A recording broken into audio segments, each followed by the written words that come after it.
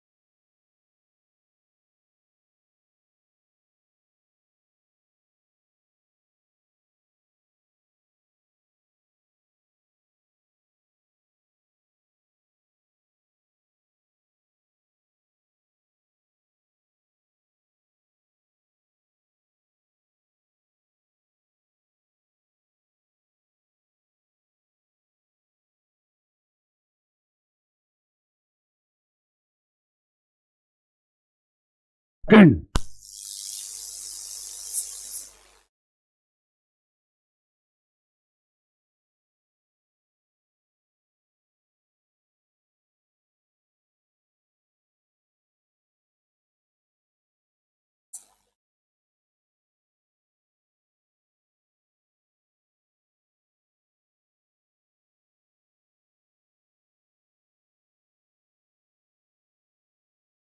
Most famous thing about these numbers, these are perfect square, right?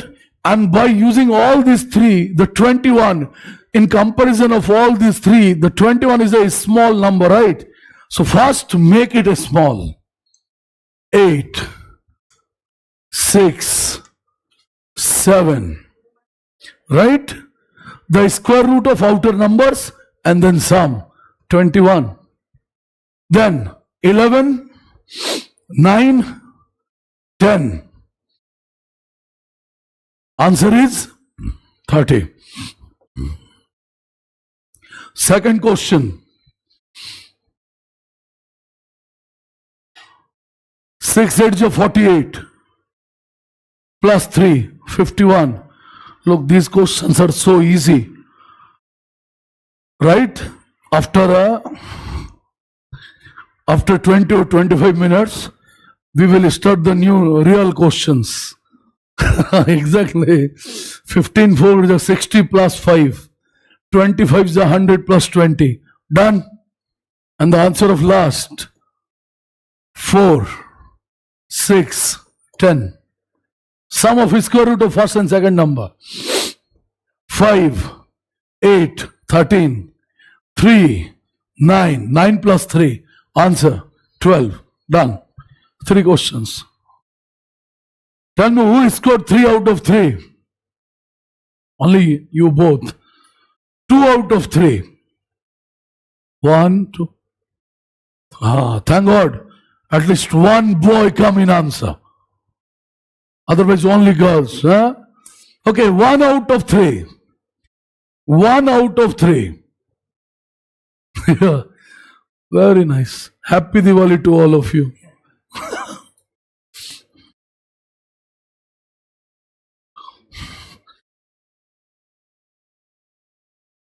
Next 3 questions. Write down.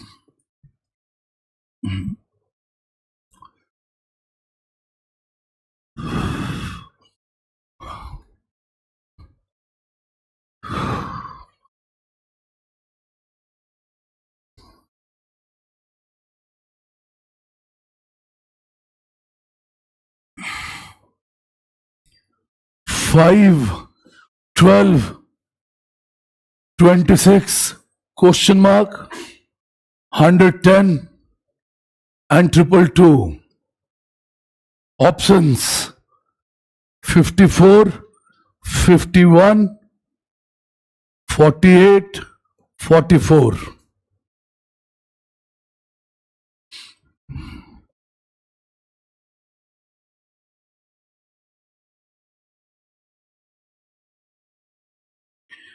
Eight, 11, 16. 10 question mark 11. 17, 10 and 8. And options are 14, 15, 12, 13.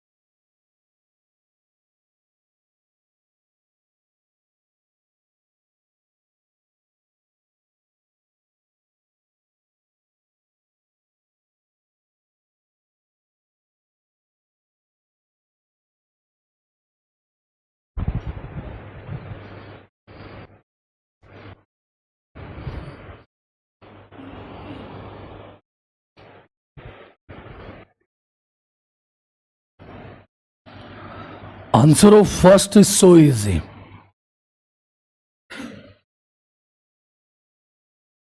Answer is 54, right? So in that picture, we can rotate clockwise, huh? And I start rotating clockwise from the smallest number. So the logic of first was like this. 5 to the 10 plus 2, 12. Or you can do plus 7, plus 14, like that also. But simple one. 12 to the 24 plus 2. 26 to the 52 plus 2. 54. 54 to the 108 plus 2. 110. Done? 12. No, 14. Answer is 14. And the logic behind this question is not VVIP.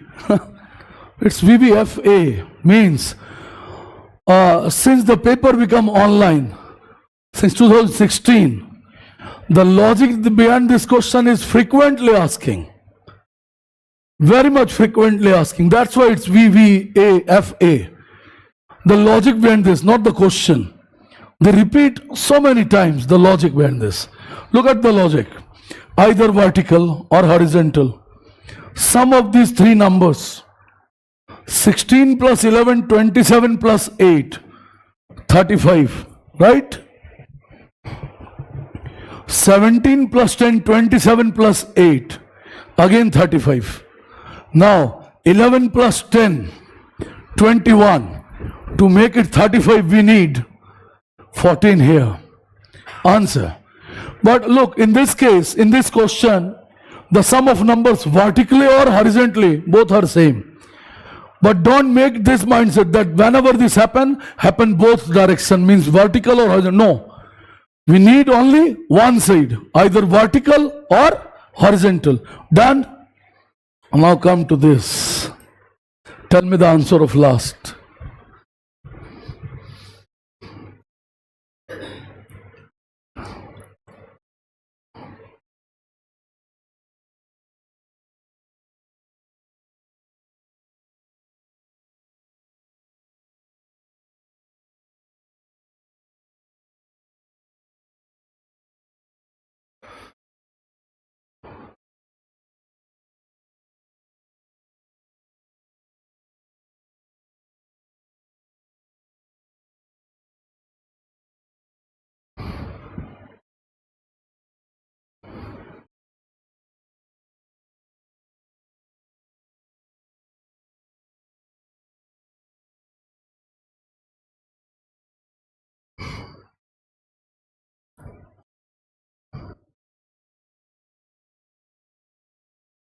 Answer is 5. With logic, without logic, by God grace or by your own grace. Tell me, do you have logic? Tell me.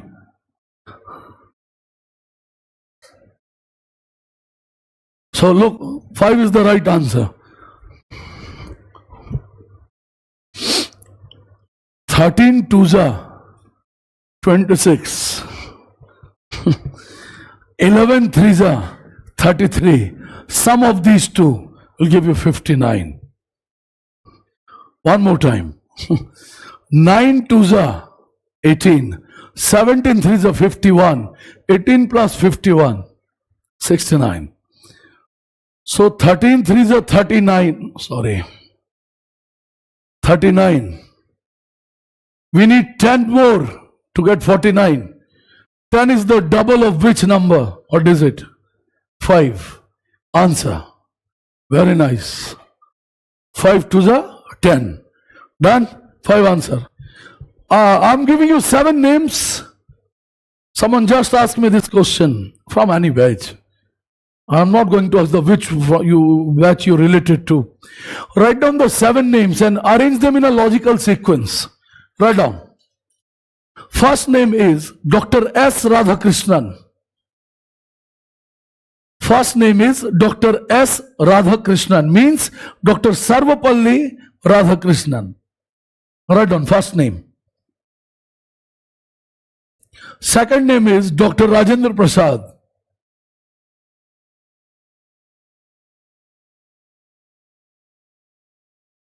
Yeah.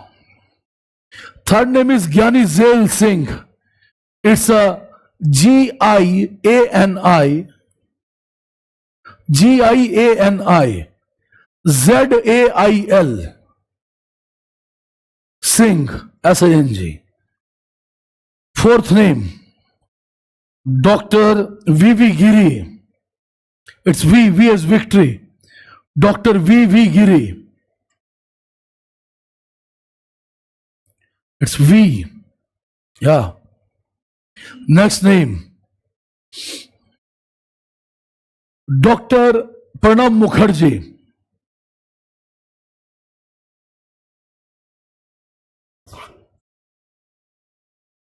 Next, sixth name, APJ Abdul Kalam.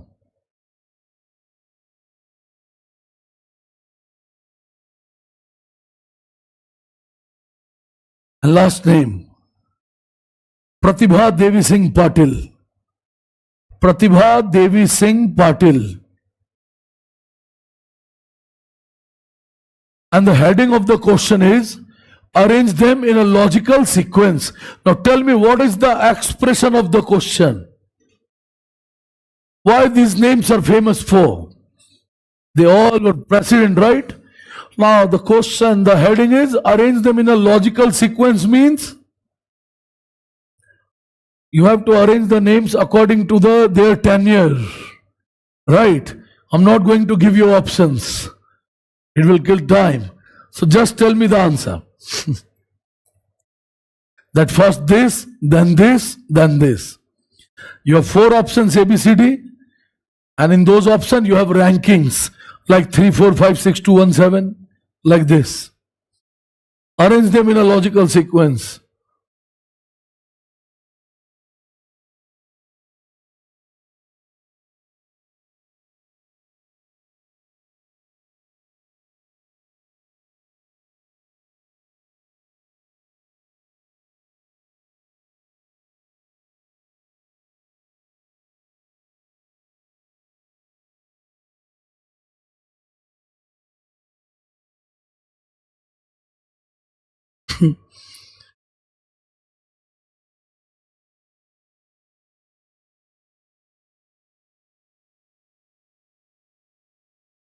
This is called Article 144 imposes in class.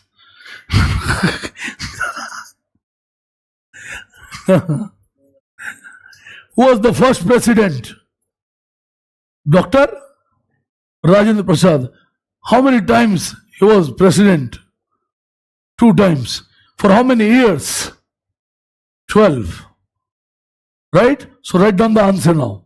First, Rajendra Prasad means the rank number in question 2.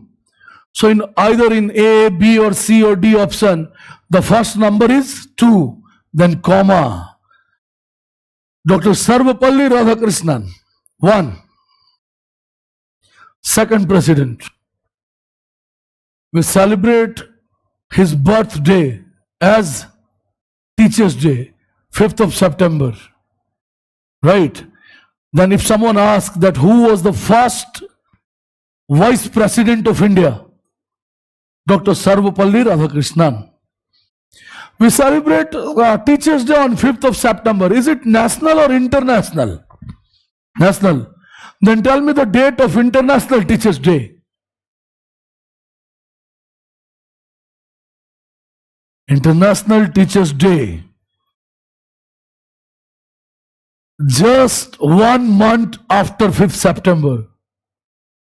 5th October is International Teachers' Day, the birth anniversary of Thomas Alva Edison.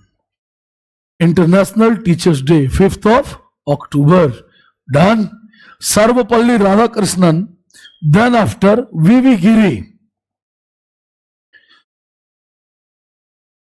Then after Gyani Zail Singh. Then after APJ Abdul Kalam. Then Pratibha Devi Singh Patil. Then Pranab Mukherjee.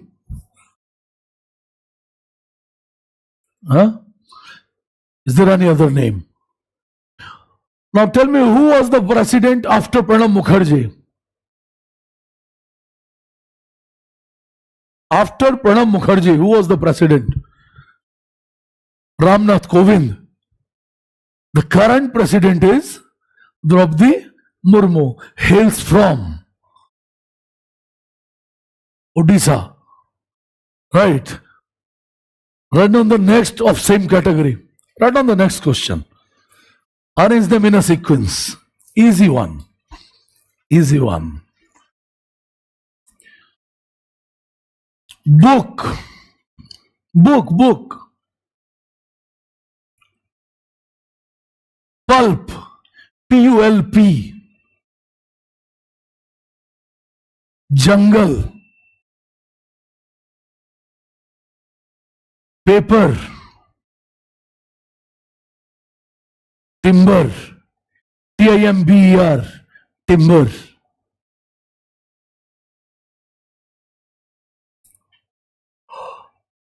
Done. Yeah. Arrange them in a logical sequence.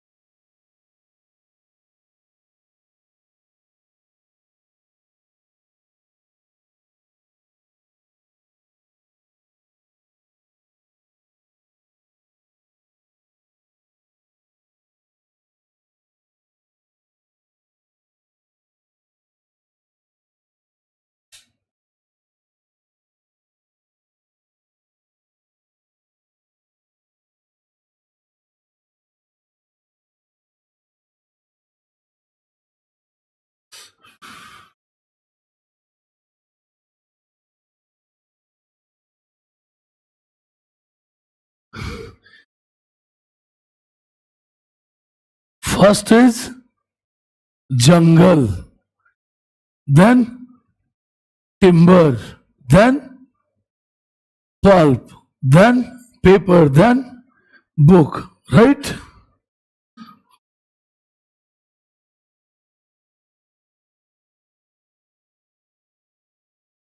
Done. Next.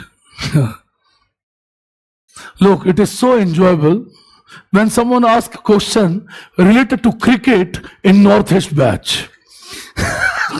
Yeah. So write down the names now. First name. No, why Sachin? First name is Rahul Dravid. And listen, I'm not going to give you options, right? That's why I'm telling you the expression of the question. Otherwise, the student himself or herself find the expression of the question on the basis of option sequence. So I'm going to give you 6 or 7 names here. Arrange them according to their debut. Their debut in the Indian national cricket team. Arrange them. Rahul Dravid, Mahendra Singh Dhoni, MS Dhoni, Saurav Ganguly, person from Bengal, Saurav Ganguly. Next, Yuvraj Singh. Just turn the pages, huh? Yuvraj Singh, Virender Sehwag, Sachin Tendulkar. Is it 6 names, huh? Arrange them in a sequence according to their debut.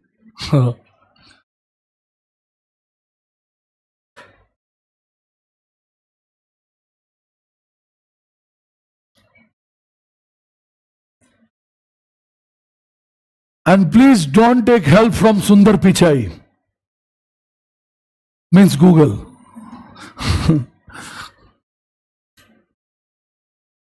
Sundar Pichai is the CEO of Google currently.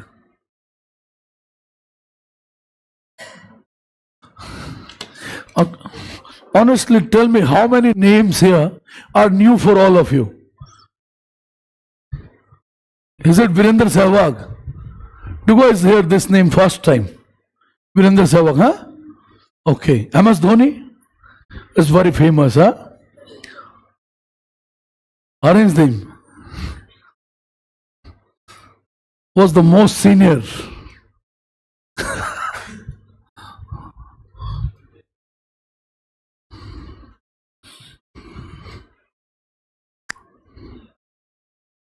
You started with Saurav Ganguly, wrong. You don't have answer here.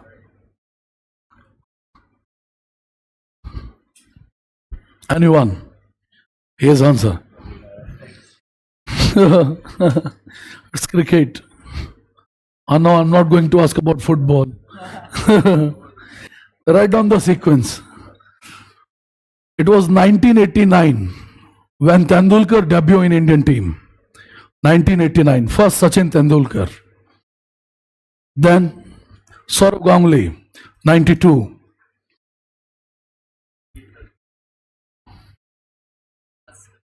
Yeah, yes, the first class.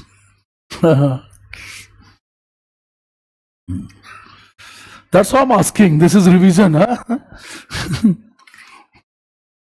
Sachin, Saurav, Rahul,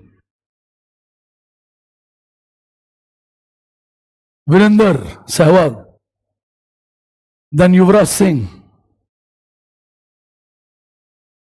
I think we arrange the estates also. No. Okay, today I'm going to ask the question on estates. Okay.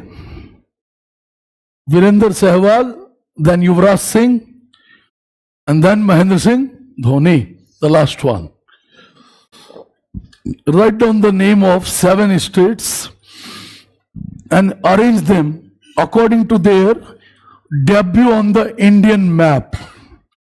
Right? So now tell me which one is the newest state of India? You said Kolkata. Telangana is the newly state. Right. So arrange them in a sequence. Write down first. Tamil Nadu.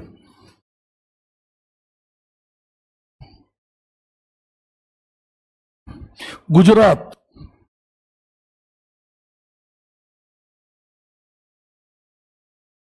Odisha.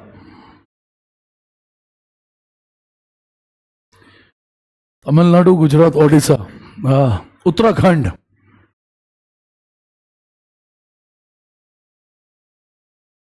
Chhattisgarh. 1, 2, 3, 4, 5. Bihar.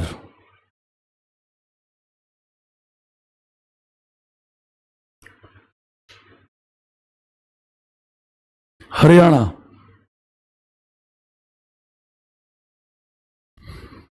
Arrange them.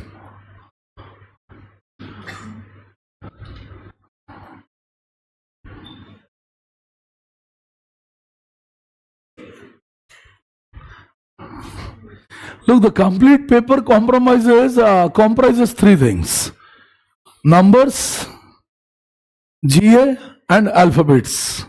Only these 3, right? And pictures also.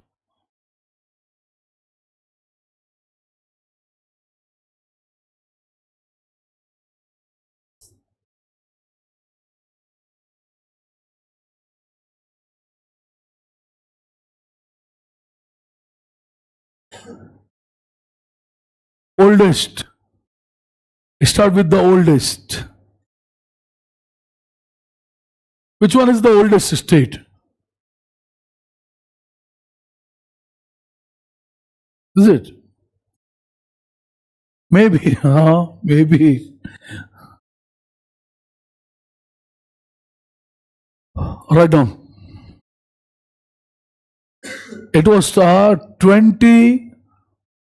22nd March 1912. 22nd March 1912, when Bihar established, the oldest. Then Odisha, 1st April 1936. 1st April 1936. Odisha. And I don't remember the date of Tamil Nadu, but I know the year. 1950. Tamil Nadu. 1950. Then Gujarat, separated from Maharashtra on 1st May 1960. So the sequence is like Bihar, Odisha, then Tamil Nadu, then Gujarat, then Haryana. 1st November 1966.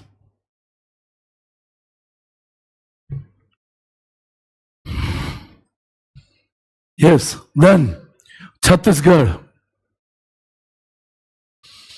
then Uttarakhand, 9th November 2000. Chhattisgarh, 1st November 2000. Jharkhand, 15th November 2000.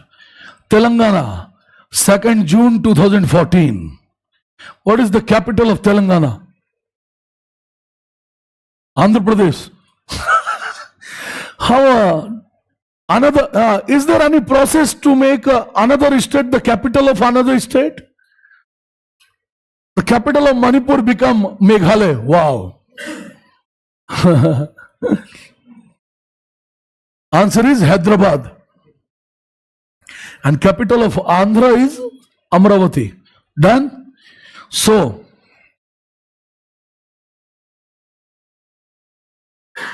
there are so many chapters, right? We all know. Write down the next question. Rain. Rain. R-A-I-N, rain. Go away. Rain. Flood. Monsoon.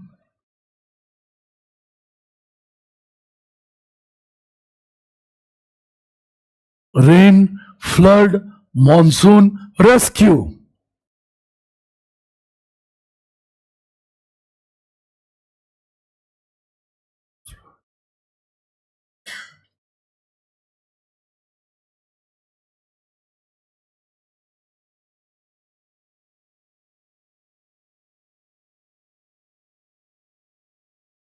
Relief. The next word is relief.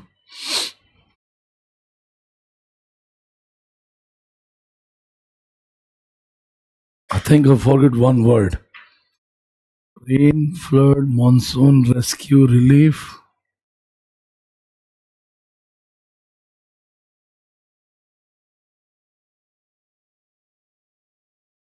Yeah, arrange them.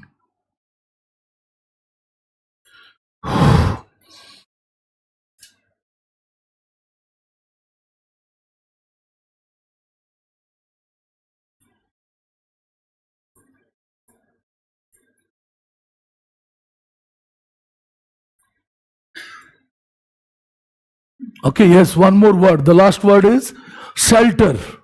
S-H-E-L-T-E-R. Sixth word. S-H-E-L-T-E-R. Now arrange them.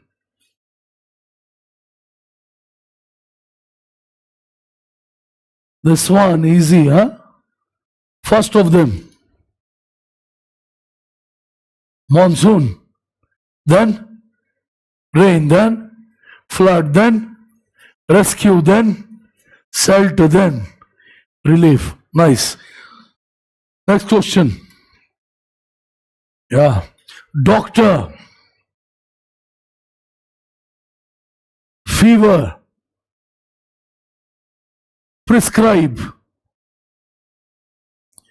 Means prescription, huh?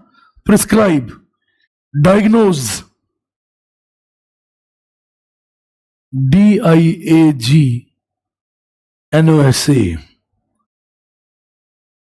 Medicine. Fifth content, medicine.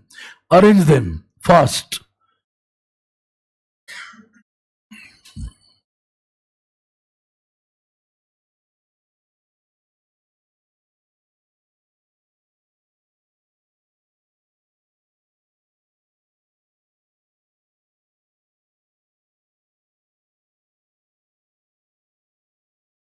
Why you all have silky hairs?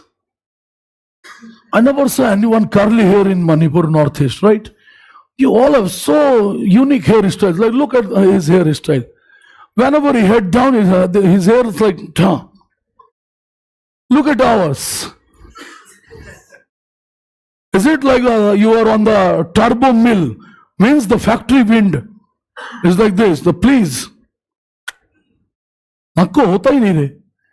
Everyone has silky hairs, right? Nobody has curly hairs like us. In my college days, I increased my length of hair till here. But it was the curly hair like, so it was not increasing towards downwards. It was increasing in left to right. You guys know Navaratras? The deity Durga. So one of my brother, cousin, Ram Mohan Jha, is an IAS officer of batch 2002. Once he saw me in that long hair. Hair was not like this. It was like curly hair like this. So he looked at me and said, "Tumko abhi abhi dekha. I just saw you somewhere." I asked, "Where? Where, Dada? Where, brother?" "You know Lord Durga?" Yeah, I know. You know that giant lying down on the Durga's feet? Yeah, Mahisasura. You look like him. That style of hair. And then after, I never increased the length of my hair. Right. So, today I took class of one more English medium batch in GTV Nagar. That boy's hair style looked like there is no hair. It was all hair like. And the irony is, he's a boy. Whenever you look, oh my God. Whatever. Come to this. And one more thing. Little bit related to racism. I never saw anyone in my color from Northeast. Means the more fairer than yours. I never. This is my almost, I think, 308th batch of English medium. Yes, 308th batch. I never saw anyone in curly hair, unfair like me. Everyone is like doodh se nahaya hai, bath with milk. Yeah, very nice. All because of atmosphere. So please complete your syllabus fast and don't make the conditions of Delhi to ruin your health, hair, and your smartness or handsomeness or the beautifulness. Thank you very much. Write down the next question. Answer of this. First fever, right? Then doctor, then diagnose, then prescribe, then medicine. Now tell me, what is the meaning of this symbol?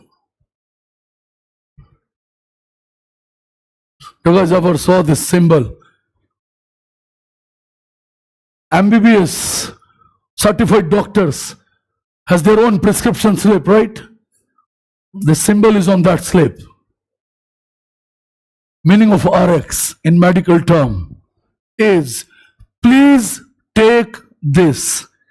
RX means please take this. That's why it is written on the prescription slip of medicine. One more question related to the same.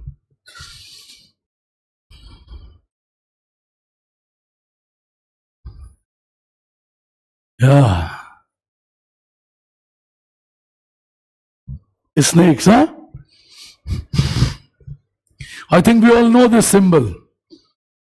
On the door of the doctor's cabin or on the table, huh? Whenever anyone complete the MBBS certification, huh? So they take an oath. What is the name of that oath? After completing the MBBS, every single doctor have to take this oath. What is the name of that oath?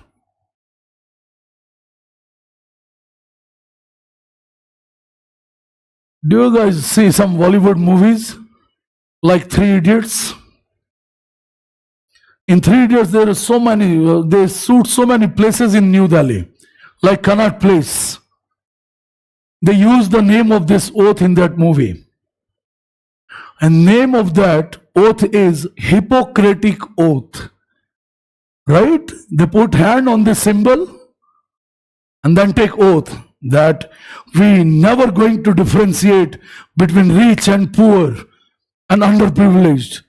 We never going to differentiate among the far or near, right? But listen, don't take these words seriously. These things only written on papers.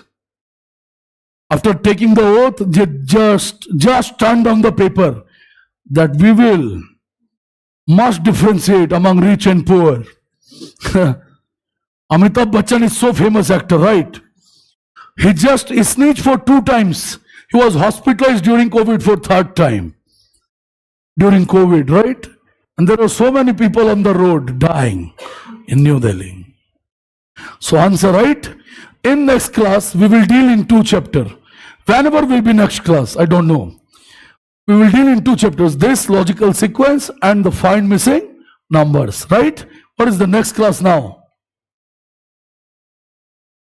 Polity. Okay, thank you.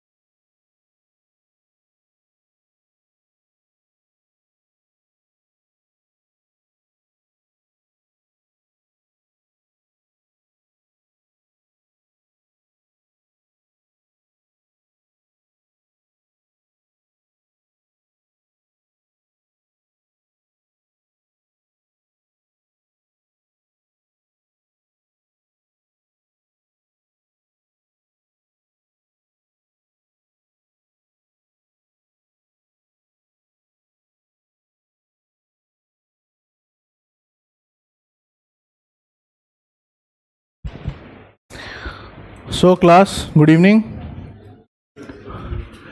What were we discussing yesterday? Article 15, fundamental rights. Okay.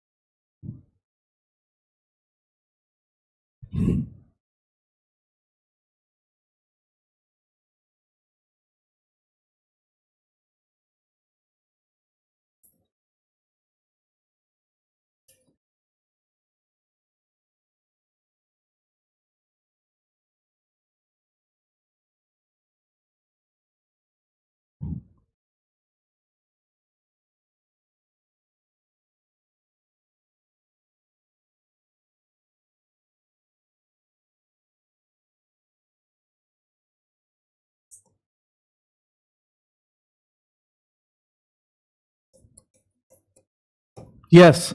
What does Article 15 say, guys? Please concentrate here. What does Article 15 say? It says that the state,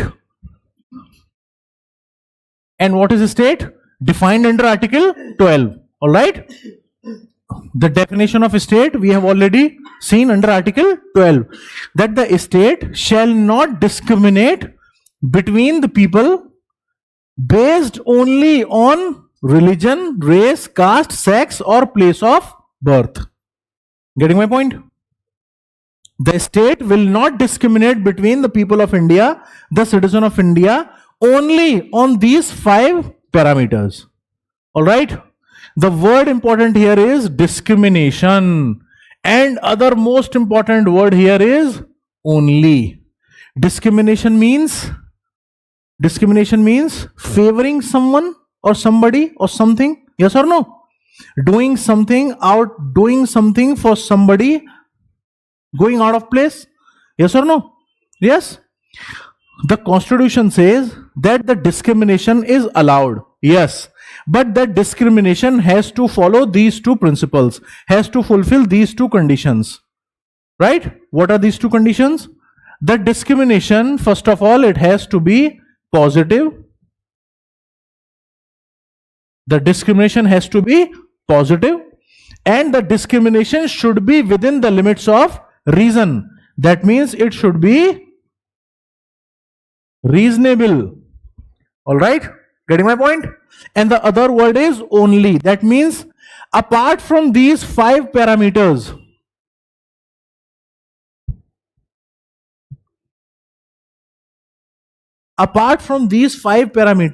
the state can discriminate based on something else. Yes or no? All right? It means that apart from these 5 parameters, the state can discriminate between the people based on something else, some else parameter. Getting my point? Yes or no? That means if the state were to discriminate between the people, between the citizens of India based on their economic status, can the government do it? Yes or no? Can the government do it or not? If the government wants to discriminate between the people of India based on their economic equality or economic status or their financial status, can the government do it? Yes or no? Yes, the government can do it, because economic status or financial status is not mentioned among these 5 parameters. Is it? It's not. But can the government discriminate between the people based on their place of birth? That is, if somebody comes from Assam or if somebody comes from Andhra Pradesh, can government make 2 different policies for these 2 set of citizens? Can it? No. But based on economic status, can government differentiate? Can government make some distinction or discrimination? Yes. Getting my point? Government can do it. But that discrimination should be positive, first of all, and other, it should fall within the limits of reason. Getting my point? Positive discrimination means the intent of the government should be positive. The intent should not be to harm the other class of people. All right, getting my point? For example, PWD. Who are PWD? Person with disability. Yes or no? Some people, they suffer from physical disabilities or mental disabilities. They all come under which category? PWD category. So the government has done, what the government has done, they have introduced a separate 3% quota for people suffering from, for people falling in PWD category. Yes or no? In government jobs and in admissions to government colleges. Yes or no? The government has created a separate 3% quota for candidates who fall in PWD category.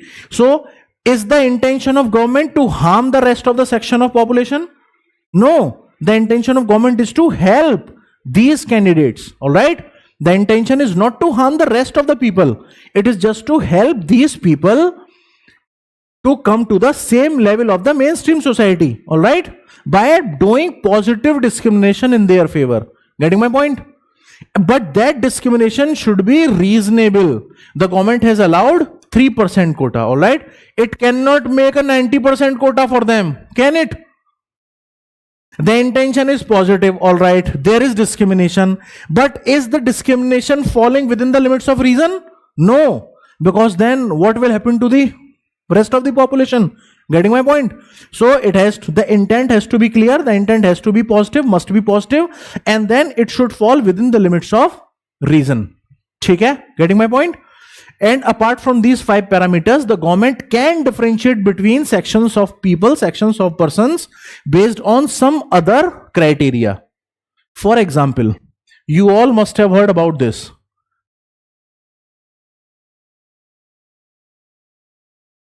Yes or no? EWS reservation. Yes or no? Economically weaker section. Yes? Yes or no? Have you heard about EWS? Yes, EWS reservation. Not heard about it? It's a new category of reservation. Don't you know it? Economically weaker section among the general category. Economically weaker section among the general category, among the unreserved category. All right? It's a 10% reservation within the 50% bracket. Within the 50% bracket. All right? This was done in 2019. This was done in 2019. The basis for this discrimination was economic status. The name itself is very clear, economically weaker section of society. All right? Does Article 15 mention anything about financial status? It does not. Therefore, the government was well within its rights to create a different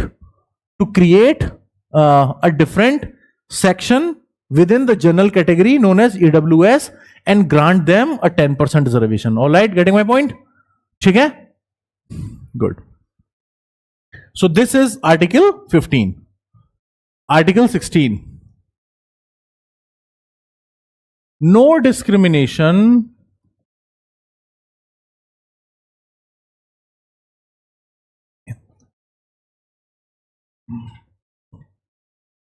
in the matters of public employment.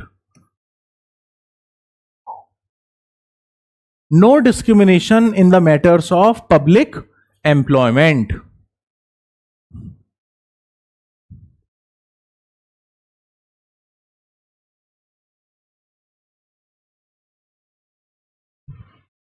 Protection. No discrimination in the matters of public employment. Self-explanatory. All right. Now listen, you don't have to remember each and every right verbatim. Verbatim means word by word. All right. Just remember the keywords. Just pick the keywords and just remember the number of article. All right. I'll tell you what kind of questions have been asked from fundamental rights. Okay. They don't ask you to analyze the fundamental rights in details. All right. They just want you to just say, for example, this question comes, all right? No discrimination in the matters of public employment. The question would ask, this right pertains to which of the following articles? Option 1, option 2, option A, B, C, D. 15, 16, 29, 31. The answer is option number B, 16. Just mark it and move to next question. All right? Or they might ask you to match the column. जैसे A का 1 या B का 4 इस तरह से होता है ना? Right? Left to right matching. This type of questions will come, okay? They will not ask you, they will never ask you to analyze the fundamental rights in details, okay? ठीक है ना? Because that's not part of our syllabus, okay? Article 17.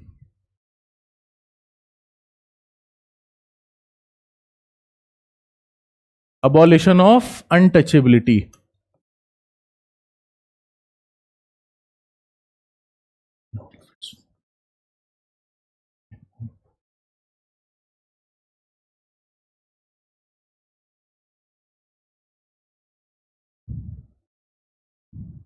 Abolition of untouchability in all of its forms.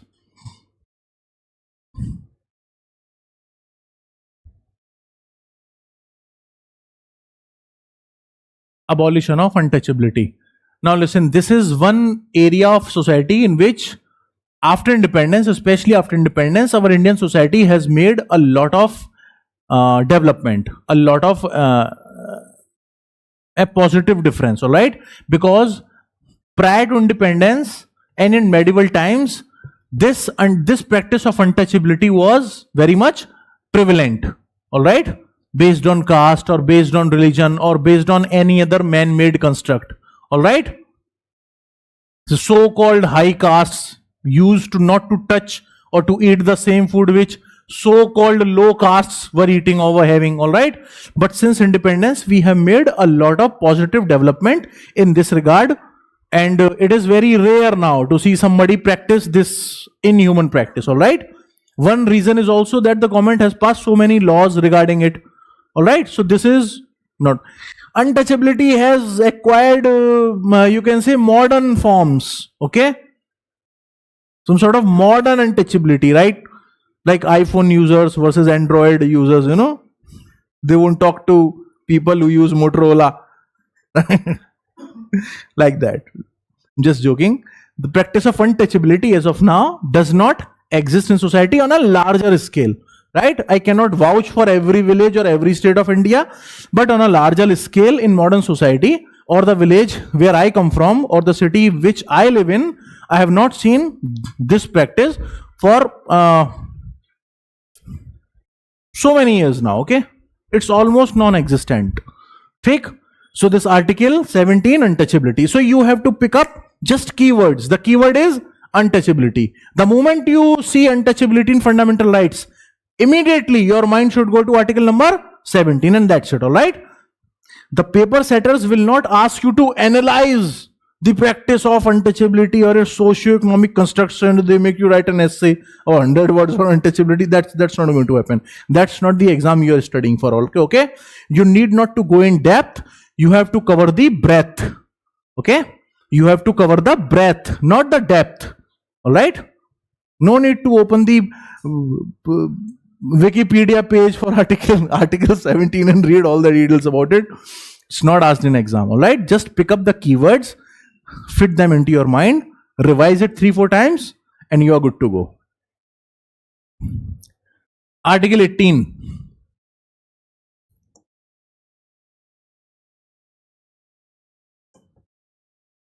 Abolition of titles,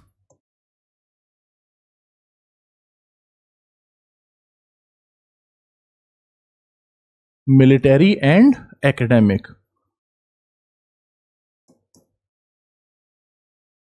Abolition of titles except those of military and academic.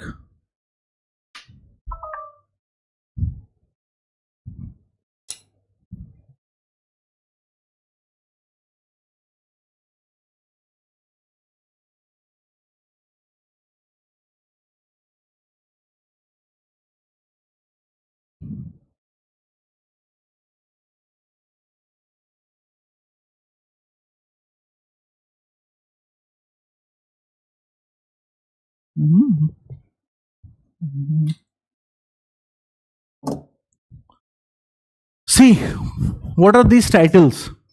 In the pre-independent India, in the country prior to independence, the British government used to have their loyal lobbyists, okay, like zamindars and the influential people of the society. The Britishers used to give them favors with respect to economy or with respect to social status, this and that. So they used to lobby for the British government. They used to say that the British government is very good, all right, and the India is in safe hands, and we should not fight for freedom, so on and so forth. They were loyalists of British government, and British government, apart from giving them social and economic favors, they also used to give them titles like Rai Bahadur, Diwan Sahab, Nambardar, Zamindar, so on and so forth. So many titles.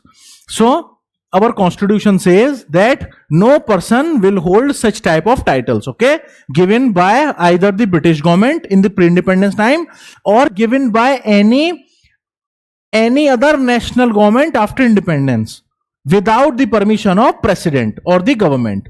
Getting my point? Without the permission of president, no citizen of India can accept any title given to him by any foreign government. All right? But there is an exception, except military and academic titles. What are military titles? Tell me. The military gives various awards. Yes or no? It gives award during wartime and also during peace time. Yes or no? The highest award given to any soldier for his performance during wartime, what's that award? Yes, anyone? The highest award given by Indian military to any Indian army, Indian defense forces, to any soldier for his performance, for his or her performance during wartime. What's the name of that award?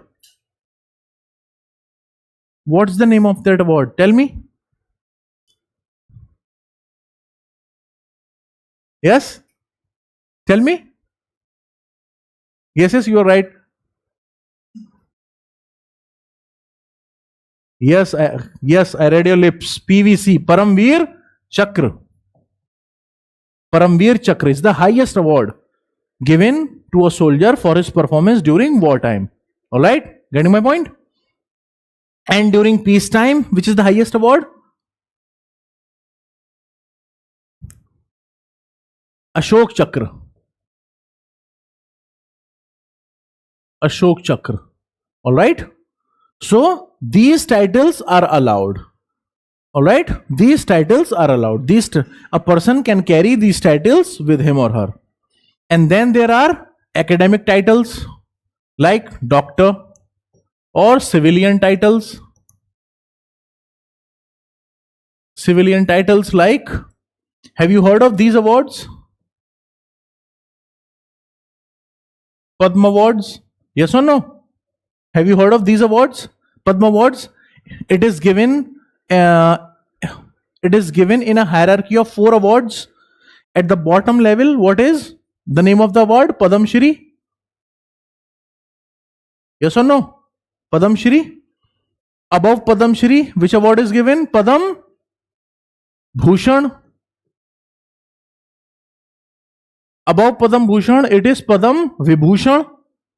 All right. And at the top, India's highest civilian honor. Tell me. कौन सा? Bharat Ratna. Yes or no?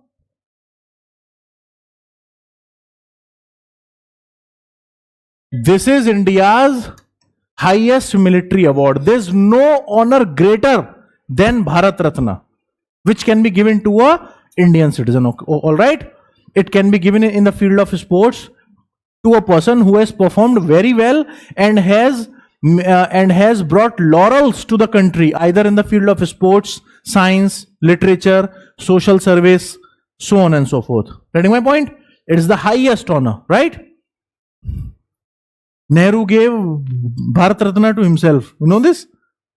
Nehru gave Bharat Ratna to himself when he was PM. because he was not sure of the future that somebody would give that somebody would give him. So he gave to himself Bharat Ratna. Yes, I'm not joking. Okay, tell me, who is the youngest recipient of Bharat Ratna? Who is the youngest recipient of Bharat Ratna? The youngest person to have ever received Bharat Ratna. Yes, girls? Guys? Anyone? Shall I give you a hint? Hint do? He comes from sports.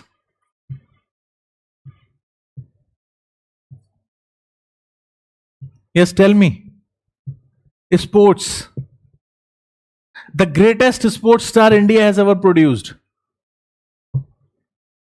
Sachin Tendulkar. Alright? Sachin was the youngest recipient of Bharat Ratna in 2013. You know Sachin Tendulkar, don't you? Yes or no? How many of you have heard this word for the first time? How many of you have heard this word for the first time? Please leave the class. He plays which sports? How many of you fans of cricket? Nobody. Nobody. All football and table tennis. How many of you are fans of badminton? Nobody. Football? Badminton? Badminton? Football? Okay, what sports do you play? Football? Yes, you? Football? Chess? Fans of chess? No one? TT? Table tennis? No one? Girls? Nothing? Only Kho-Kho? Chalo, never mind. So, whenever you are hearing the word title, article 18, alright? These awards, make a side note and write, these awards, these Padma awards were instituted in 1954. They were given from 1954. ठीक है?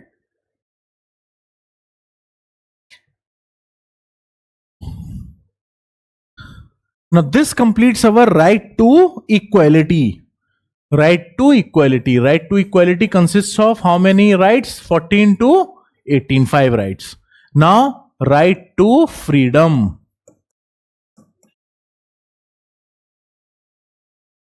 Right to freedom. Article 19 to 22. Article 19. Right to freedom.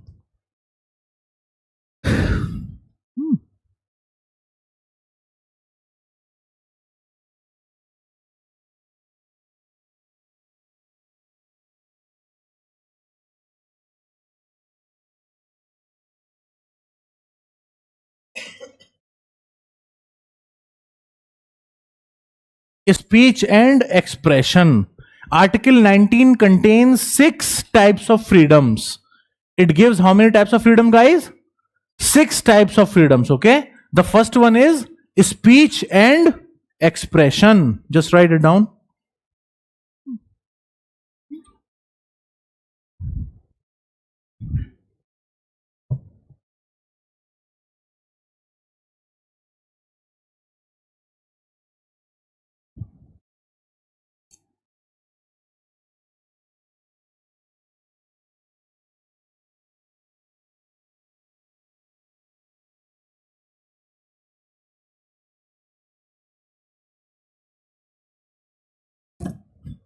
Speech and expression. Then association.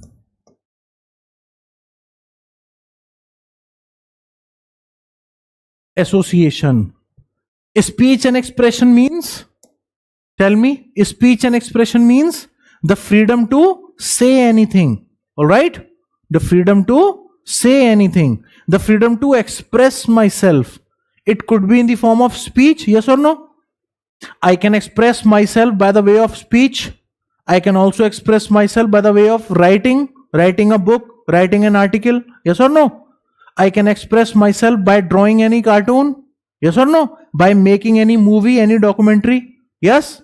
So all those are covered under speech and expression. All right?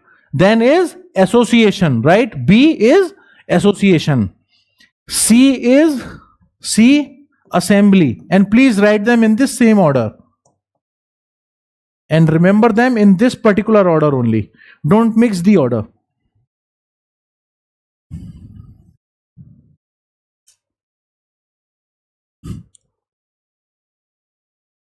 What is this right? Right to freedom to form association. Like farmers association, okay, like student association. Yes or no? Any political party I can create, I can form any political party. Yes or no? This is my right. Which right? Article 19. Article 19 allows me to form any political party because it is a form of association. So the BJP, Congress, all right, and every other political party has been formed under which article? By under Article 19, okay? Because Constitution allows me to form any association. Apart from it, Constitution also allows me to not to be a part of any association. Yes, it is my freedom to be or not to be a part of any association. Nobody can force me to be a part of any association because it is also my right. Getting my point? Clear? Third is assembly. Assembly. Assembly means to assemble somewhere. Yes or no? It could be for protest. People can assemble in a ground or in a college, in a university, at a marketplace to protest against the government. Yes or no? Or to protest against the administration. Getting my point? It is their right to assemble or to celebrate something. Yes or no? It is their right to assemble at any place to do anything. All right, but that assembly must fulfill, guys, these two conditions. The assembly should be peaceful and it should be with arms, ammunition.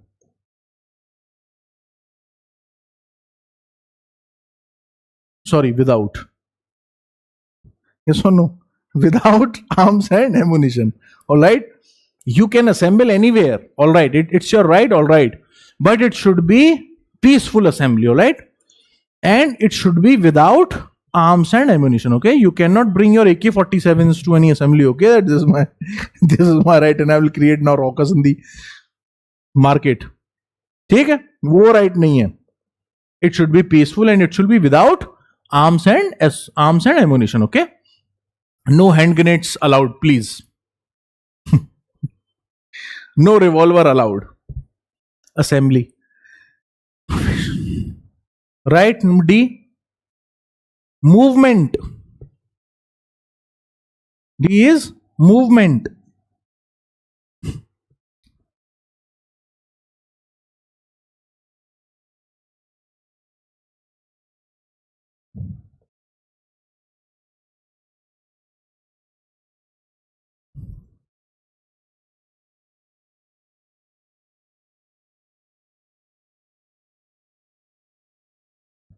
Movement.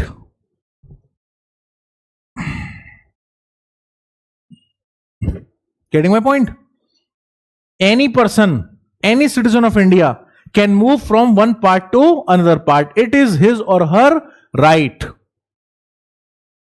All right, but it also comes with certain conditions that you cannot move to those places which have been demarcated as either tribal areas or scheduled areas or some other special area for any particular reason by the government. All right, the government can restrict your right to move to that particular place, okay, owing to certain special conditions. Getting my point? Like a person from Imphal living a normal life, working in a bank, right? He cannot say that I want to go to the tribes, to the Andaman Nicobar Islands. All right, I will move to the core area where those tribes live, and I want to see, because I am a citizen of India and Andaman Nicobar happen to be part of India, so I want to live there and I want to see their lifestyle. Okay, he might not come back alive. All right, he might not come back alive because the government has demarcated those areas as no-go zones. Getting my point? Or let's say the government is conducting a nuclear program, a nuclear site. So the government has marked that 50 square kilometer of area as no-go zone, owing to your own health benefits and other strategic important areas. So you cannot claim that I, being citizen of India, having Article 19 under my pocket, I want to go everywhere. It's not like that. Okay, government can restrict the movement of people to certain places, and it also can restrict the movement of certain people. For example, if a person is suffering from a deadly disease, right, a communicable disease which has a 99% of fatality rate, the government can restrict his or her movement. Okay, please don't go to market, because the moment you will go to market, hundreds of people will die the next day. Okay, the government can restrict movement of such people. Government can also restrict movement of certain people on the moral grounds as well. For example, of prostitutes, government can restrict the movement of prostitutes as well. Okay, so none of this right is absolute in nature. Every one of this right comes with certain riders. Similarly, speech and expression. Do we have absolute right to say anything? Can we say anything about anybody? No, it comes with certain riders. All right, it comes with certain riders. For example, we cannot say, we cannot criticize the judiciary in a very repugnant manner. All right, we can do criticism of judiciary, but in a positive way and in a very humble way. Okay, which is to say that we cannot speak truth about judiciary in public. All right. The right to speech and expression is not absolute. Okay, you cannot write anything you want, you cannot make any movie you want. It comes with certain restrictions, and those restrictions have been mentioned in Constitution itself, in Article 19 itself. Getting my point? Those restrictions, those riders are mentioned in Article 19 itself. Okay? Then comes residence. Then comes residence. I, being citizen of India, can buy property anywhere in the country, all right, and I can live wherever I want to, all right. But this also comes with certain riders, certain special conditions. Certain state governments have their own laws to protect their local culture, their local language, their local people, all right, from encroachment of people from the rest of the country. Just like, for example, state of Himachal Pradesh has such laws. Okay, it is not possible for a person belonging to the rest of the India to buy land in Himachal Pradesh and live there. All right, he has to be a native of Himachal Pradesh only. Jammu and Kashmir used to have these laws, but since the scrapment of Article 370, now anyone can go and buy property in Jammu and Kashmir. All right, but until Article 370 was in force, it was not possible for the rest of the people of the country to go and buy property in Jammu and Kashmir. You know that? Certain areas in Uttaranchal, in Uttarakhand also have these laws.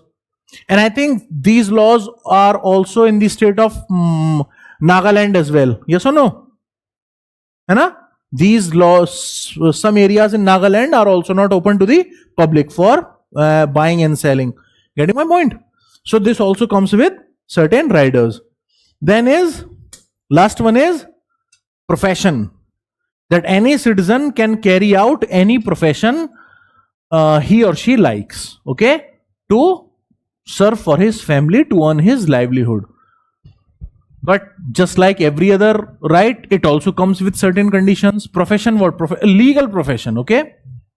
Legal profession. You cannot print fake currency notes in your backyard and say, this is my profession, I want to do this. It's not allowed. Okay? Legal professions. Getting my point? This is Article 19, the most important article in the Constitution. perhaps I should say one of the most important articles in the entire constitution, and you should remember these 6 freedoms in this particular order only. Okay, that is what is required of you, because if the question comes about article 19 and it might give you, it will ask you the same thing, but in option A, B, C, D, it will rearrange the order.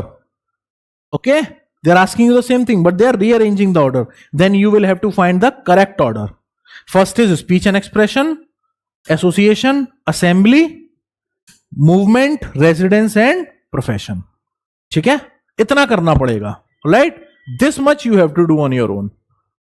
Alright guys, right, next, article 20.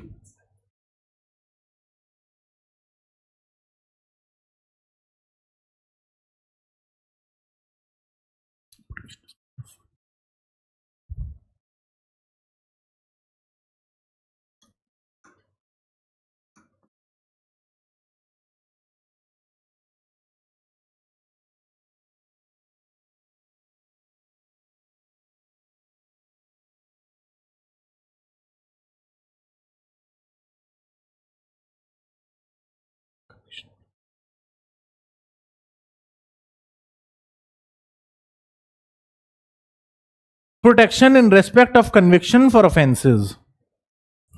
Protection in respect of conviction for offenses.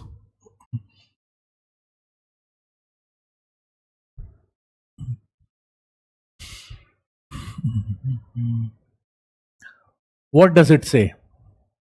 It says that whenever a person is arrested by the police or by any such agency, all right, or by any arresting agency or any such agency, that arrested person has 3 types of rights, has 3 kinds of rights under article 20. ठीक है? Article 20 says that whenever a person is arrested by the police or any such agency, that person has these 3 following rights. ठीक है? What are those rights? First of all,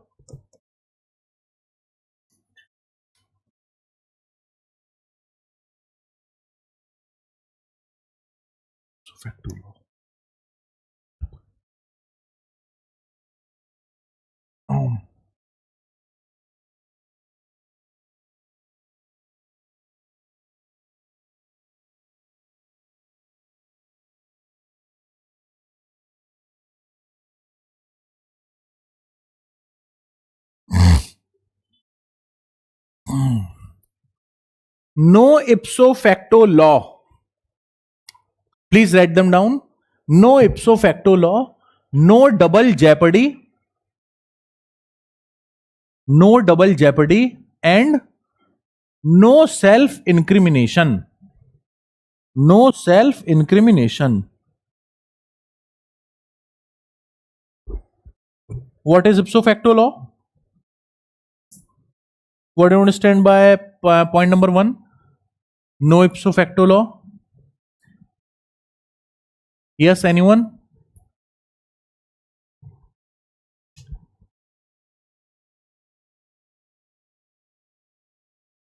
Is anyone of you studying law? Doing LLB? No? None of you? Okay, never mind. No ipso facto law. What does it mean? It means that a person can only be convicted for that offense which was there at the time of the commitment of that act. Getting my point? Let's say in India there is no law for pickpocketing. There is a law for pickpocketing, but let's assume that in India there is no law for pickpocketing. Okay? Now a person is caught red-handed in picking someone else's pocket. All right? Now you tell me, can that person be sent to jail? No, because at the time he was caught red-handed in the act, there was no law, okay, preventing pickpocketing or giving punishment to pickpocketing. Getting my point? So that means a person can only be charged with that law which was there at the time of commitment of the crime. Getting my point? You cannot put a person behind bar afterwards. You cannot put a person behind bars by making a law after the act of crime has taken place. Okay? Getting my point? That let's say a person was caught on Monday for the offense of pickpocketing. All right, and the government sat on Tuesday and made a law that any person caught of pickpocketing, guilty of pickpocketing, will serve at least 7 days in jail and will be charged with 1,000 rupees of of monetary offense. Getting my point? The person was caught on Monday, so will that law be applied to that person? No, because on Monday there was no such law. All right, that law will now be applicable to all those people who will be caught from Tuesday onwards. Getting my point? Yes, clear? Okay, guys, clear? That is known as no ipso facto law. Clear? The second is no double jeopardy. A person cannot be charged twice. A person cannot be sent to jail or charged monetary offense 2 times for the same crime. All right, 1 crime, 1 punishment. Getting my point? If somebody has committed a crime, then he can only be punished for 1 time, not again and again. All right, 1 crime, 1 punishment. So no double jeopardy. Okay, thank you. No double jeopardy. And the third is, this is clear, no? All right. And third is no self-incrimination. A person cannot be forced to give witness against himself in court. All right. No person can be forced to give witness against himself in the court. No self-incrimination. Okay? But it does not mean that the government cannot acquire his fingerprints or his biometrics to prove that he is the same person who committed the crime. Okay? His fingerprints, his biometrics, his semen and all his DNA test, blood test, everything, that is not covered under self-incrimination. Okay? But otherwise, he cannot be forced by the police or by any other investigating agency to give witness against himself in court. Okay? Getting my point? No need to go into that much detail. This is not a LLB class. Okay?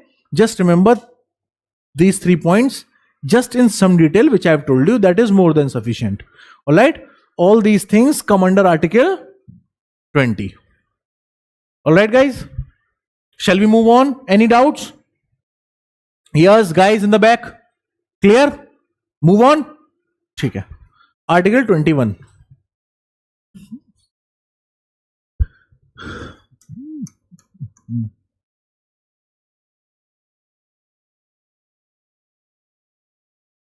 Right to life. Right to life.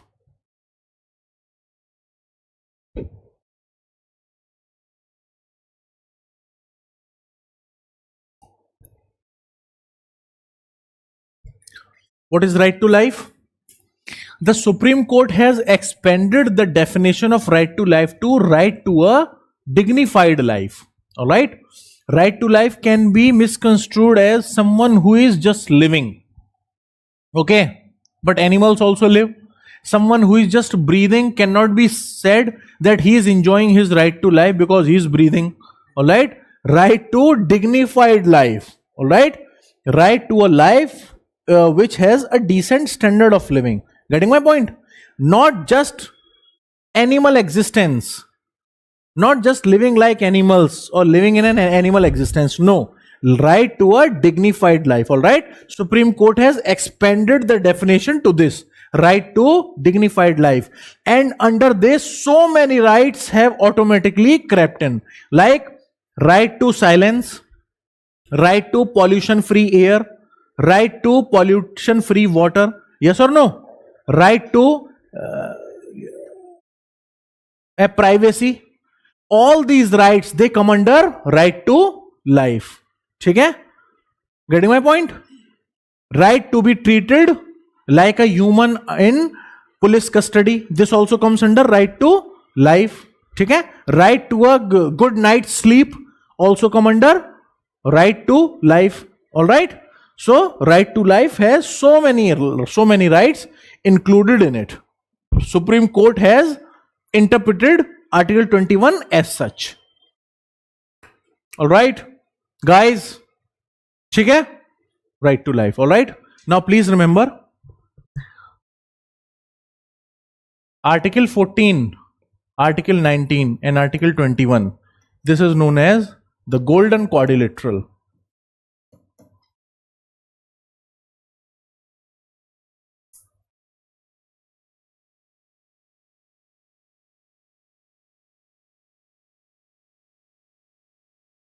Of fundamental rights. Article 14, Article 19, and 21.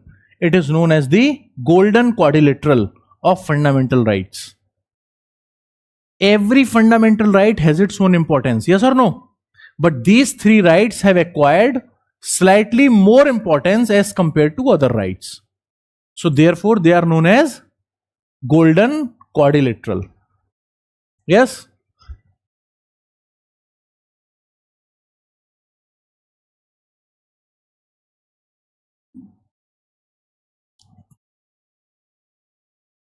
Okay.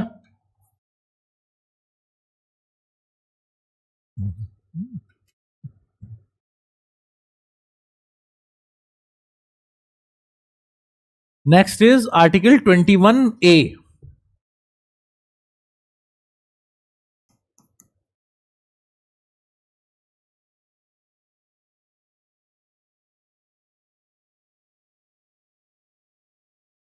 Right to education. Right to education. It was added, right? It was added via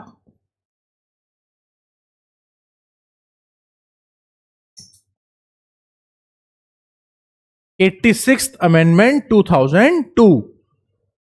It was added via 86th Amendment 2002. What is CAA? Tell me. What is CAA? Constitutional Amendment Act. All right. Number 86, year 2002. Simple as that.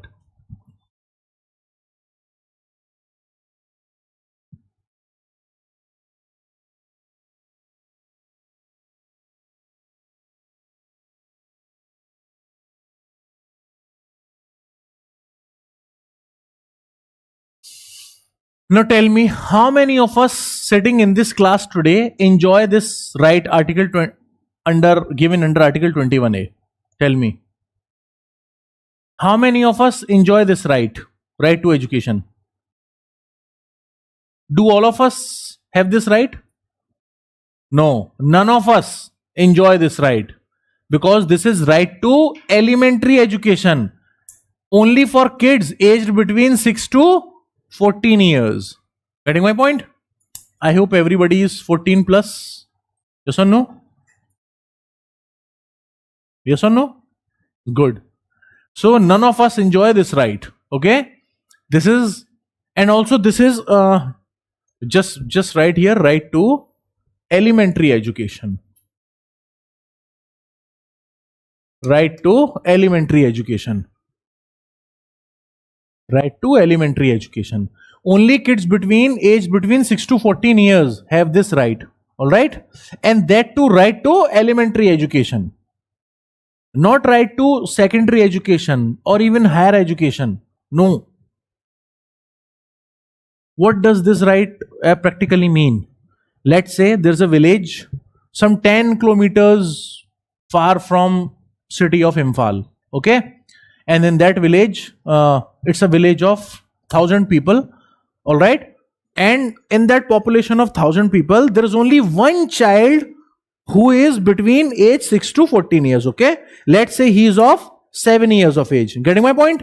It's a village consisting of 1,000 people, but there is only one child aged between 6 to 14 years, he is 7 years of age. All right. The rest of the kids are above 14 years of age, and the other kids are just 1, 2, or 3 years of age. Getting my point? Now that kid, being the citizen of India, has which right? Has right to elementary education, yes or no?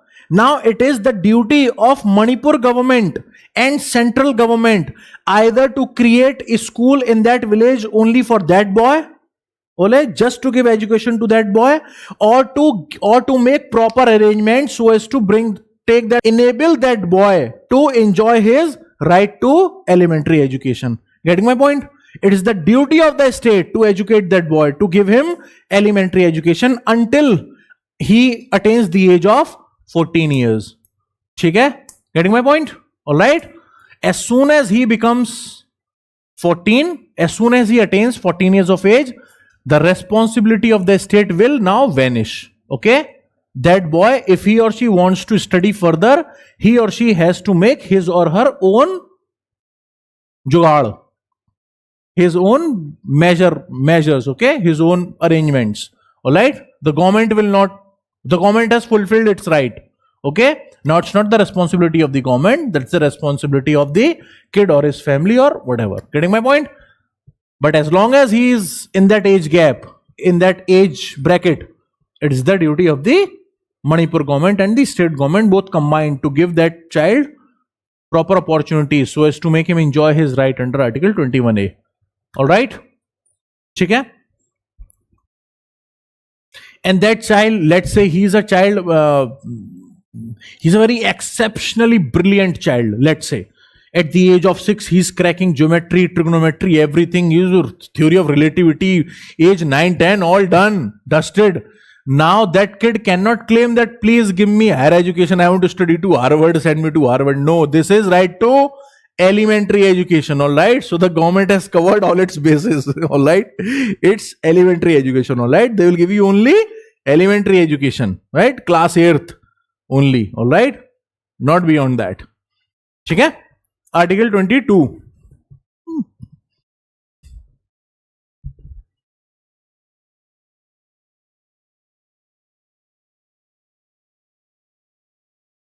Protection, लिखिए protection from protection against arrest and detention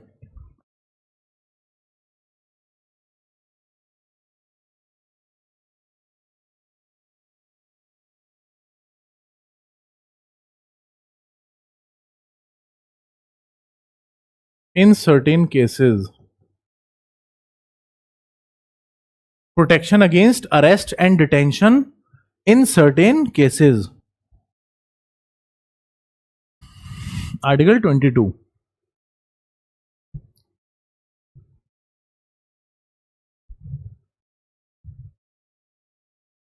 A person when arrested of any offense, all right, he is given with, he has two rights automatically. First of all, he has the right to be known under which section or for which crime he has been arrested. Getting my point? Right? Second, he has the right to an advocate or to talk to his family members. Getting my point? Fine. And the third right is that arrested person should be brought in front of a magistrate within tell me, within how much time? Within 1 year. Within 24 hours. A person arrested has to be brought before magistrate within 24 hours. Okay? But those 24 hours, they do not include the travel time. Excluding travel time. Okay?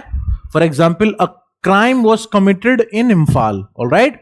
And the criminal flew from Imphal to Bangalore, right? And he was caught in Bangalore by Bangalore police. So it might take a couple of days to bring that person from Bangalore to Imphal. Will it not? Right?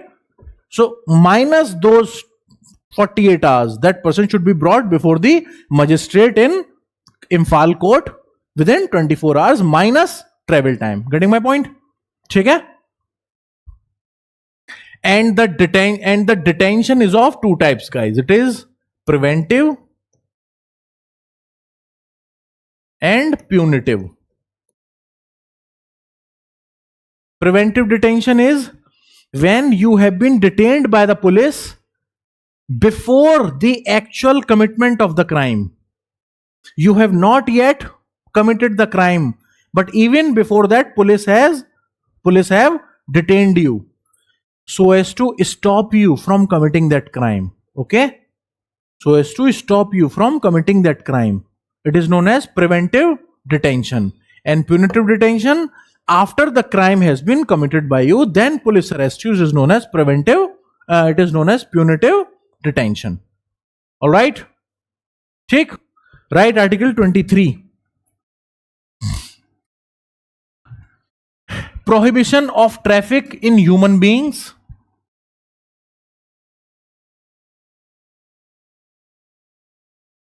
Prohibition of traffic in human beings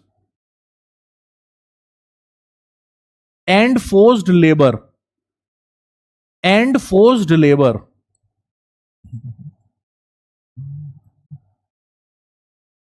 Prohibition of traffic in human beings and forced labor.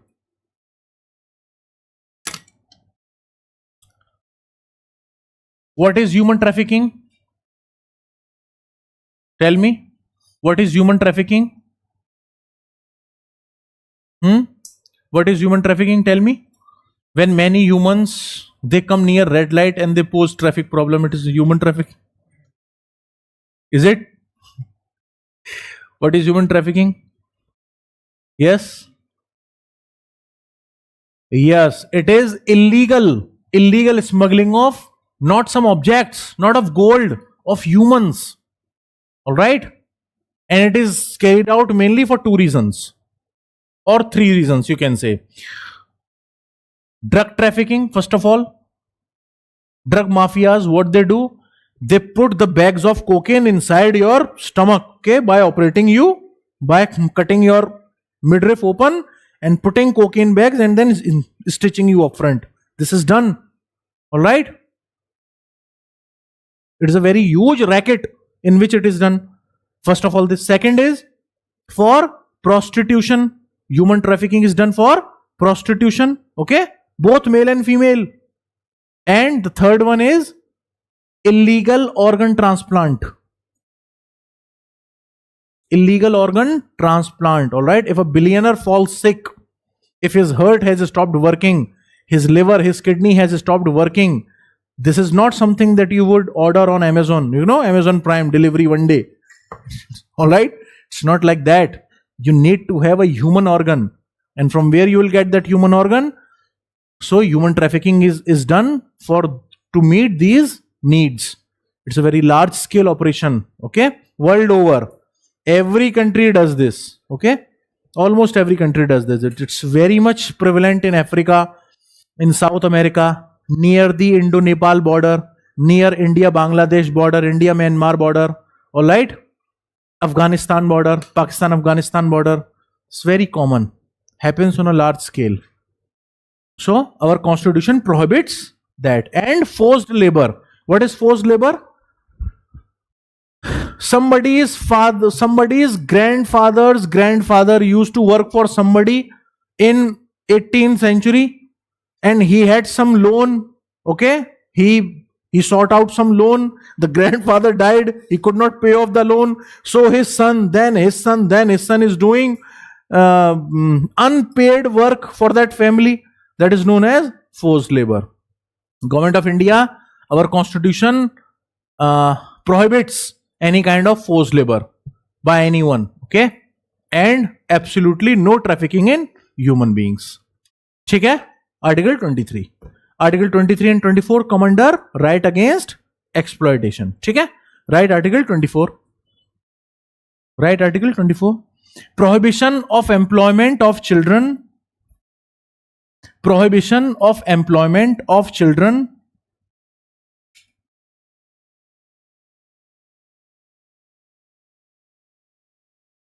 Prohibition of employment of children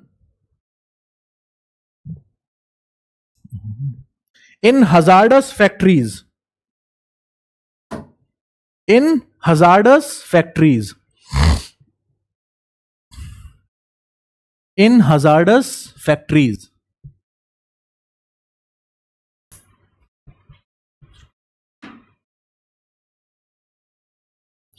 What is the definition of a child? Up to which age the government of India considers a person as a child? 35? नहीं, थोड़ा नीचे. Tell me, up till which age the government of India considers a person as a child? He or she will be treated as a child. Up to what age? 20? 25? Till he dies. Tell me, what age? 14. Alright? 14. Up till 14 you are considered as child. Okay? And up till 18 you are considered as juvenile. And after 18 you are considered as adult. Alright? After 18 in the eyes of law you are considered as adult. Okay? You may not behave like an adult, but the law does not care. Okay? If you have committed any crime, you will be treated according to the same laws and by the same courts. Right? 18 plus. What's the age of voting? Age of voting? Yes, age of voting is 18 years. Good. Okay. Age of marriage? Tell me, age of marriage? Yes. Age of marriage? Yes. Girls in the back. What's the age of marriage? Yes, tell me. Is it different for male and female? Is it different for male and female or not? Yes. What's the age of marriage for boys and what's the age of marriage for girls? Come on. For boys it is? Boys it is 51. 21. For boys it is 21. And for girls it is minimum age, not maximum age, minimum age. And for girls it used to be 18. But last year it was made equivalent to the boys. For girls also it is now how much? 21 years. Okay? Please keep in mind the simple question. You should know this. Okay, now tell me, what's the age of consuming alcohol? Consuming beer? Huh? What's the minimum age of consuming beer, alcohol, intoxicating drinks? Yes? Any ideas? 25 years. Okay? 25. So it's a debate as to why the age of marriage is 21 and why the age of beer or alcohol is 25, as to how the boy will deal with these 4 years. You know? Chalo. So we have completed our article 23 and 24.